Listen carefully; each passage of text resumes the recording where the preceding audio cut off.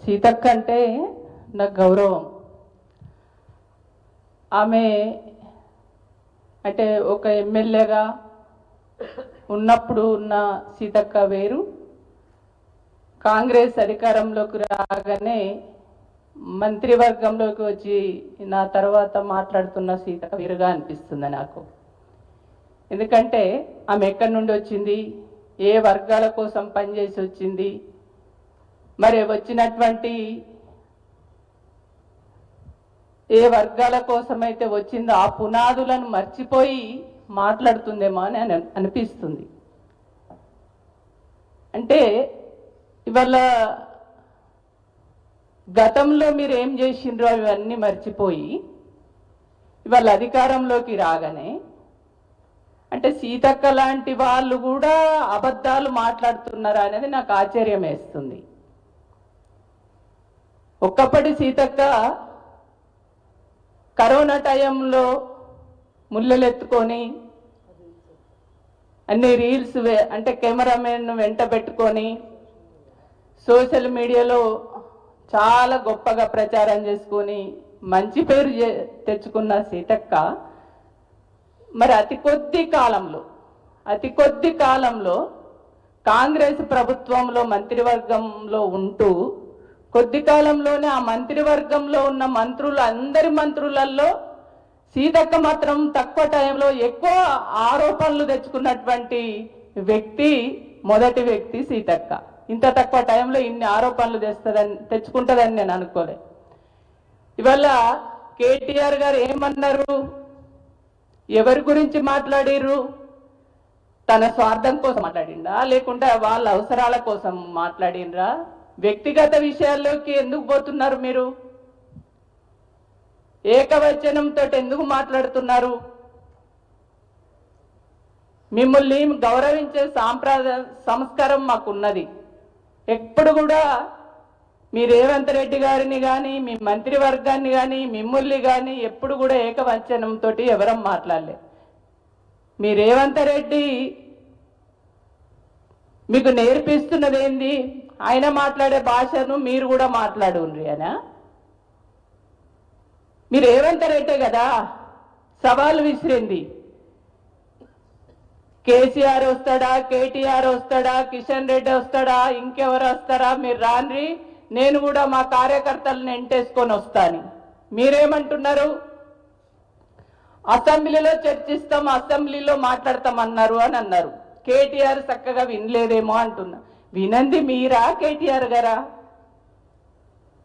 మీరు చక్కగా వినక మీరు ప్రజా సమస్యల్ని మర్చిపోయి ప్రజలకు ఇచ్చినటువంటి హామీలు మర్చిపోయి ఇవాళ ప్రతిపక్ష పార్టీలకు సంబంధించినటువంటి నాయకులు ప్రజల పక్షాన ఉండి ప్రజా సమస్యల పైన గొంతు విప్పి మాట్లాడుతుంటే ఇంత ఆక్రోశం ఎందుకు మీకు?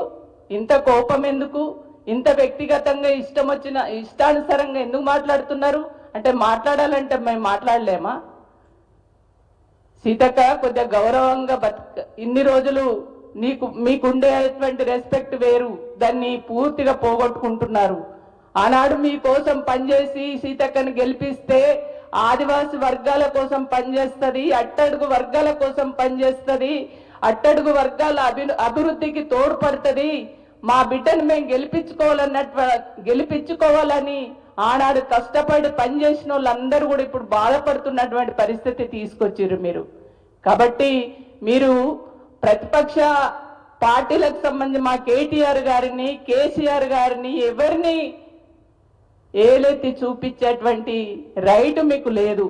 మీరు నిజంగానే మీకు నీతి నిజాయితీ ఉంటే ఆనాడు ఇందాకనే మా కవితక్క చెప్పింది 420 హామీలు 6 గ్యారంటీలు ఏవైతే ఉన్నాయో అవన్నీ అమలు చేయించండి. మా కేటీఆర్ గారికి మహిళల పట్ల గౌరవం లేక కాదు, మీకు లేదు గౌరవం. ఒక మహిళా మంత్రి అయి ఉండి మహిళలతోటి పరాయి దేశాల నుంచి వచ్చిన మహిళల కాళ్ళు కడిగించినటువంటి చరిత్ర మీది. మీరా మహిళలకు గౌరవం ఇచ్చేది? తెలంగాణ రాష్ట్ర మహిళల ఇజ్జత్ తీసే విధంగా మీరు ప్రవర్తించారు. అరే రేవంత్ రెడ్డిని అది మీ కాంగ్రెస్ పార్టీకి బీఆర్ఎస్ పార్టీ కాంగ్రెస్ పార్టీ తీసుకుంటున్నటువంటి ప్రజా వ్యతిరేక కార్యకలాపాలపైన ప్రశ్నిస్తుంది, నిలదీస్తుంది బీఆర్ఎస్ పార్టీ. ఇవాళ బీఆర్ఎస్ పార్టీకి కాంగ్రెస్ పార్టీకి ఏమన్నా వ్యక్తిగత గెట్టు పంచి అవుతుందా, లేకుంటే సీతక్కకు కేటీఆర్కి గెట్టు పంచి అవుతుందా? మీరు ఆదివాసీ బిడ్డ అంటే మీ మీద ఏమన్నా మాకు పర్సనల్గా కోపం ఉంటుందా? ఏం కోపం ఉంటుంది? ప్రజలకు అన్యాయం చేస్తున్నారు, ప్రజలకు ఇచ్చినటువంటి మాటల్ని హామీలను మర్చిపోతున్నారు, వాటిని అమలు చేయండి అని అడుగుతున్నాం. అడగడం తప్ప, ప్రశ్నించడం తప్ప, నిలదీయడం తప్ప, ప్రజల గొంతుకాయి మాట్లాడడం తప్ప. ఖచ్చితంగా మేము మాట్లాడతాం. మీరు వ్యక్తిగతంగా ఎన్ని రకాల మమ్మల్ని ఏకవచనంతో మాట్లాడినా ప్రజలు నమ్మే పరిస్థితులు లేరు. బీఆర్ఎస్ పార్టీ ఇది తెలంగాణ ప్రజల పార్టీ. ప్రజల కోసమే కొట్లాడేటువంటి పార్టీ. ప్రజా సమస్యల పరిష్కారం అయ్యేంత వరకు వాళ్ళు వెన్నంటే ఉండేటువంటి పార్టీ.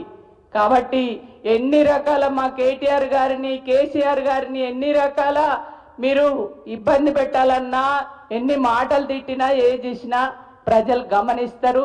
ప్రజలు రేపు రాబో రోజులలో వాటన్నిటికీ ఆ మూల్యము మీరు చెల్లించక తప్పదని